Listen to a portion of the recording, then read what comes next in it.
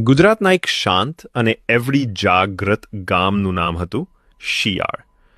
આ ગામમાં ગાયોના ગંટડા, લીલી વાવણી અને રાતે લેમ્પની હળવી રોશની વચ્ચે જીવંત સંસ્કૃતિ દાટાયેલી હતી. આ ગામની ઓળખ કોઈ મકાન કે રસ્તાથી નહીં, પણ એક માણસથી થતી હતી. ટપુભાઈ પંચાણી. ટપુભાઈ પઢાર સમાજમાંથી આવતા હતા. એક એવો સમાજ જેને પીઠ પર માટીને ભાર હોય તો ચાલે, પણ ઇજ્જત પર ના હોય. ગામના સરપંચ તરીકે તેઓએ એમના સૌમ્યવાણી અને મજબૂત નિર્ણયથી શિયાળ ગામને માત્ર સંચાલિત નહીં, પણ જીવંત રાખ્યું. ગામમાં જો કોઈ વિવાદ થતો, જમીનનો, પાણીનો કે સામાજિક, લોકો કહે, પહેલાં ટપુભાઈને પૂછો, પછી આગળ વધો.